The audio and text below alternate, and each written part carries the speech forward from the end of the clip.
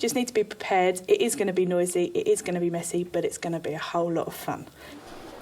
Katrine is a recently qualified teacher and the science coordinator at Bobbing Village School in Kent. Today she is doing a science investigation on sound with a Year 6 group. Katrine kick-starts the morning with a few illustrations of the way sound works.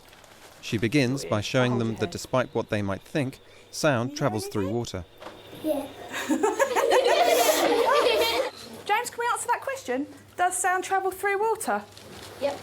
It does, doesn't it? Completely. So I haven't been teaching for long. Science was a subject I always enjoyed but never felt confident in doing.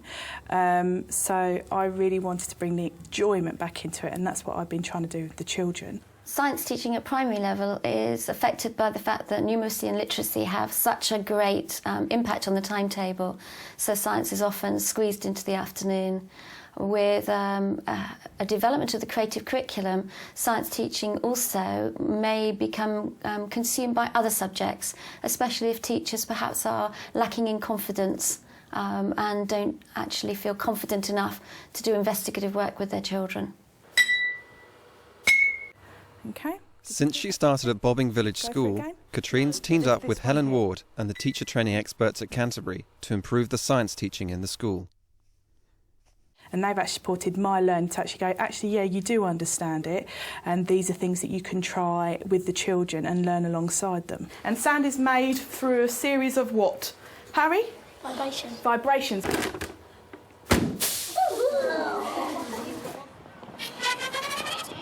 An investigative activity requires the children to plan what they're going to do, make choices, and then evaluate as they go through the success or otherwise of their activity, which is much more time-consuming, but for evidence of real learning, is actually worthwhile doing.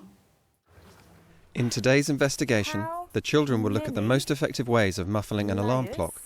They will have a choice of materials and will measure the amplitude on data loggers. How can the sound of the alarm be muffled most effectively? Have a chat with your partner. So if you put like tinfoil or paper or materials that aren't very thick, then they'll just shake with them and make more sound. I think the same as Elliot. When you put clothing on, it will cover. It won't move as much as the tinfoil, and it won't make as much vibration. So the children are really enjoying it. They're finding their own questions. They're following their own ideas. There were, you should imagine, probably 5 or 6, maybe 7 different questions being developed from that one global question. And as a result, the children had that motivation to follow something that they wanted to do. What we do is we do one full investigation once a term. We're not doing those every week. If we were to do investigations, we would make it shorter, i.e. focus on maybe an evaluation, or let's focus on the conclusion, and you'll do a smaller focus. But they need to do, once a term, a full investigation. What could we change? What are the factors, the variables that we could be changing? James? We could put more layers on. OK, we could put more layers of? Materials, good. Right, we could change the layers of materials. Roland? Change the type of material. We could change the type of materials. Maybe when we were at school, it was method, apparatus, results, conclusion, from the board onto your page without actually integrating with your brain at all. Children at every stage of that process actually had to make choices and think. Now, if they're doing that, they're more likely to actually learn from the process. What would we keep the same? Jessica? The place where we put it? Yep, the place where we keep it has to stay the same. OK? The distance from the data loggers should still be the same. I want you to come up with a question on your whiteboard that you as a group want to investigate. What material will make the alarm clock the quietest? How much material does it take to completely muffle the alarm? How many layers will it take to muffle the sound? Good question, thank you. So you'll need to write the global question, then your group's question, OK? What is your group from your whiteboard? What are you investigating? You need to do I will change, I will keep the same, I will measure. Okay, right. Katrine has put the children into single-sex mixed ability groups. Their first task is to write down their predictions, and Katrine has printed off opening sentences to support the less able children. So you're going to choose one. So is it one layer that's going to be the best? What's going to be the best? I think that if we test something like tin foil, which we probably will, the vibrations will get into the tin foil and it won't muffle the sound as much as because we might try one of our jumpers, for instance, and that might muffle the sound better than tin foil because vibrations won't go through the jumper. But some children are more dominant than others, so I give them all a role and responsibility to take on. So you have equipment manager, measuring manager and recording manager. They all get included, not one's left out, and then we rotate the jobs around so they will each get an opportunity of doing all of them. Next, the children decide in groups what equipment they will need. Then the equipment managers go and collect it, and the investigation begins.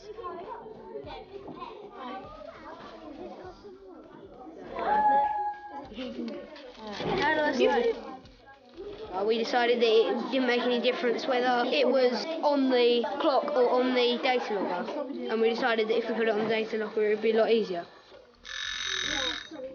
That was 88. What if we put it on?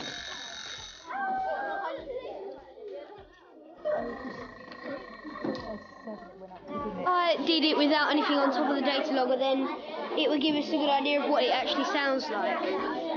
Because our highest result was 95 with the tin foil, and it went up to 95 on there, so maybe that particular result isn't as correct as it should be. Put it in and I put it in, but it's not like that.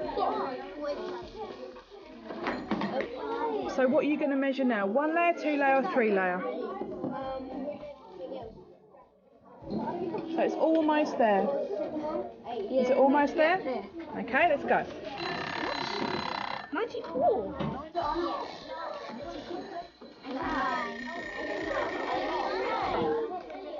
You measure it, you know. What we saw today was the opportunity for children, whether they're very literate or not, to be included into an activity where the key thing was the ability to actually use their own intelligence and work in their own way, and how many of those children were actually incredibly articulate, very practical, but maybe their written work needed support. An investigative lesson will enable so many different aspects of learning to occur in a very authentic environment.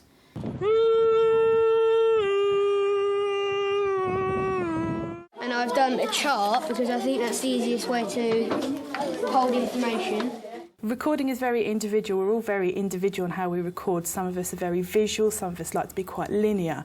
As long as they're recording the information, it's absolutely fine. Obviously, you want to extend those who are the above average to push them on a little bit and to become more organised. But if you ask them what they don't like about science, children of this age will say, they don't like writing. The worst thing about science is writing it up, because I don't like writing.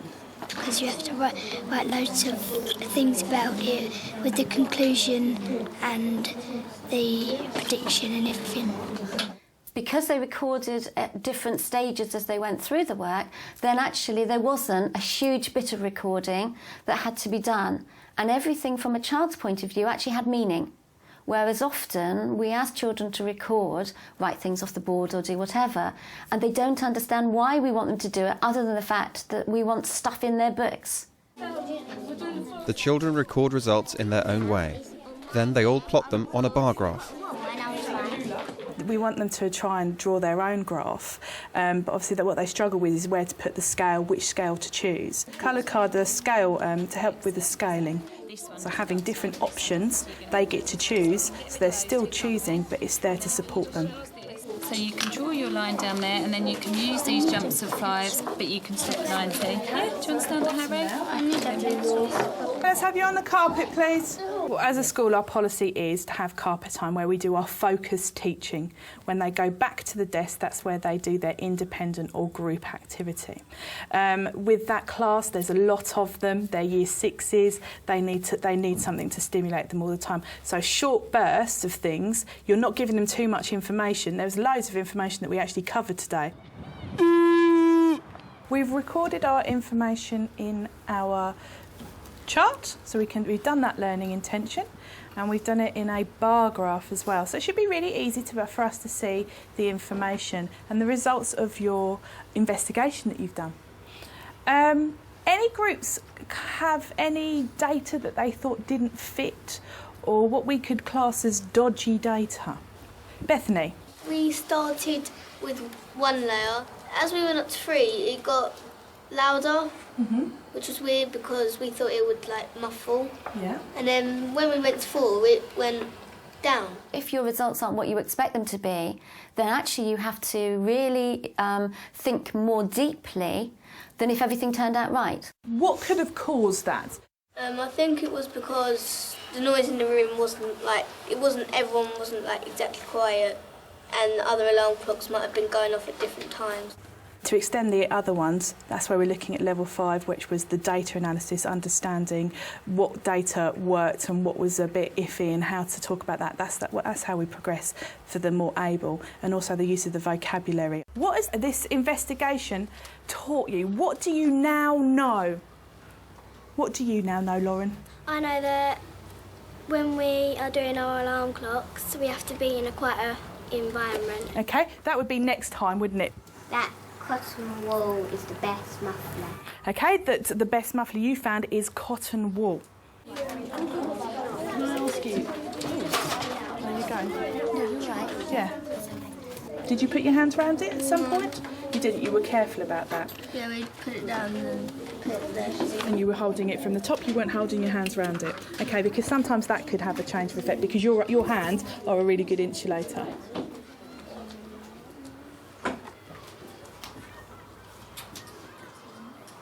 The best thing about science, I think, is being able to do all the stuff by yourself and being able to investigate all the stuff. Well, I think the good thing about science is that you get to do a lot of finding out, and you get to do a lot of you get to do hands-on stuff and stuff. You get to experiment with different things, and you can play with them to have fun with that lesson. No, not you. I kind of like science because you get to do lots of experiments and stuff like that.